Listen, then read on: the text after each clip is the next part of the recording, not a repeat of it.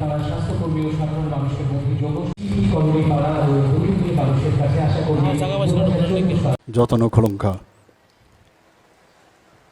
আজকে আমরা সবাই এই হাপানিয়া যে আন্তর্জাতিক মেলা প্রাঙ্গণ সে ইনডোর হলে সবাই আমরা একত্রিত হয়েছি এবং যা একটু আগে আমাদের হেলথ সেক্রেটারি মহোদয় বলেছেন 2017 পর এত বছর পর প্রায় 9 বছর পরে বলা যায় যে রাজ্যভিত্তিক আশা কনভেনশন এখানে হচ্ছে এবং সেই উপলক্ষে আমাদের মাঝে উপস্থিত আছেন যিনি দীর্ঘক্ষণ এই যে রাজ্যভিত্তিক আশা কনভেনশনের যে আসল উদ্দেশ্য উনি ওনার মূল্যবান বক্তব্যের মাধ্যমে আমরা জানলাম। Shri Kiran Gitte, secretary health department. আমাদের মাঝে উপস্থিত আছেন state mission director Ayushman Bharat digital mission GS Nayak, doctor Debashree Debbarma, director health department, doctor Anjan Das, director family welfare and preventive medicine, professor doctor HP. Sharma, director medical education, doctor Nupur Debbarma, joint mission director NHM, যিনি ওনার স্বাগত ভাষণ রেখেছেন এবং উনিও ওনার দীর্ঘক্ষণ ধরে এই যে আজকের যে আশা কনভেনশনের উদ্দেশ্য সেই সম্পর্কে উনিও ওনার বক্তব্য রেখেছেন। আমাদের মাঝে উপস্থিত আছেন respected doctors and others officials of DHS এবং NHM, chief medical officers and other medical officers from district subdivision, যাদের জন্য আজকের এই কনভেনশন।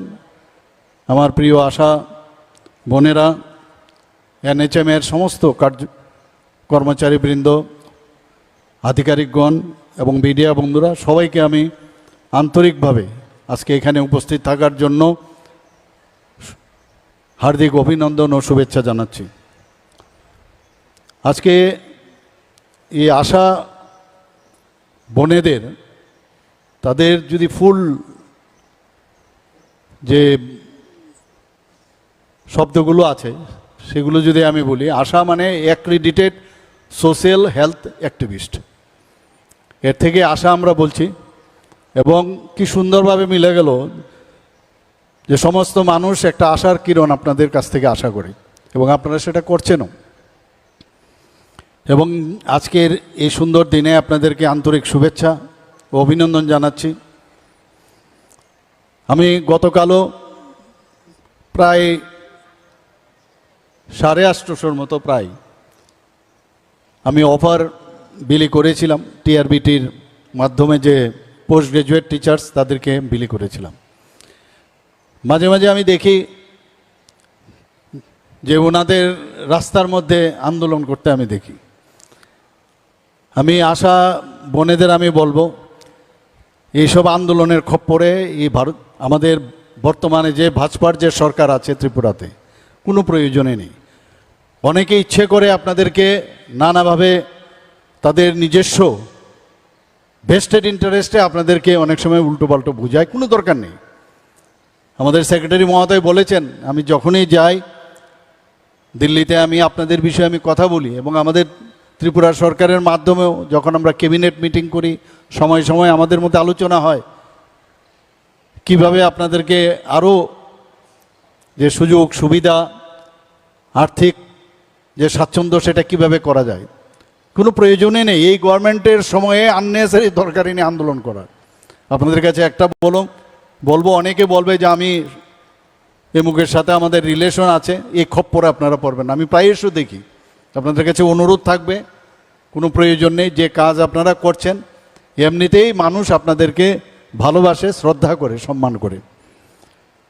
আমি সত্যিই এই ধরনের যে 9 বছর পরে এই ধরনের একটা কনভেনশন হচ্ছে আর এম্পাওয়ারমেন্ট অফ উইমেনের যেটা বলা হয়েছে, আজকে কিন্তু তার একটা ঝলক আজকে কিন্তু আমরা ত্রিপুরাতে সেটা আমরা দেখতে পেলাম। এখানে আমাদের যিনি ওয়েলকাম অ্যাড্রেস দিচ্ছিলেন উনি বলছিলেন যে এম্পাওয়ারমেন্ট অফ উইমেন, মাননীয় প্রধানমন্ত্রীজি যার উপর প্রচণ্ড মানে আস্থা এবং বিশ্বাস রাখেন, এবং আমাদের পপুলেশনের 50%ই হচ্ছে যে মহিলা, এবং এর জন্য আপনারা দেখেছেন যে মহিলাদের 33% তাদের অধিকার, রাজনৈতিক অন্যান্য অধিকার তো দিচ্ছেনই, আজকে লাখপতি দিদির থেকে শুরু করে অন্যান্য জমির থেকে আরম্ভ করে সব কিছুই মহিলাদের নামে করার যেসব আমাদের স্কিমগুলো আছে তার মধ্যে রাজনৈতিকভাবে দেওয়ার জন্য উনি চেষ্টা করেছেন। একটা অ্যামেন্ডমেন্ট আনতে চেয়েছিলেন, আর কিচ্ছু না। 2023-এ অলরেডি বিলও পাস হয়েছে, কিন্তু বিরোধীরা সেই বিল পাস করতে দেয়নি। এই বিষয়ে আমরাও অনেক জায়গায় তার প্রতিবাদ করেছি, এবং আমি নিশ্চিত আমাদের যে ভরসা আগামী দিন মাননীয় প্রধানমন্ত্রীজির উপর, সেটা পাস আগামী দিন হবেই, তা আমি বলে দিতে পারি। আজকে এখানে আশাকর্মীদের প্রতি আমি শ্রদ্ধা ও কৃতজ্ঞতা জানাই। নিরলসভাবে ওনারা যেভাবে, যেটা আমাদের সেক্রেটারি মহোদয় বলার চেষ্টা করেছেন যে 2005-এ যখন NHM শুরু হয় তারপর থেকে এই যে ন্যাশনাল হেলথ মিশনের যে কর্মকাণ্ড, সেগুলো কিভাবে প্রতিটা বাড়িতে, গ্রামের প্রতিটা বাড়িতে এবং প্রান্তিক শহরের যারা বসবাস করেন তাদের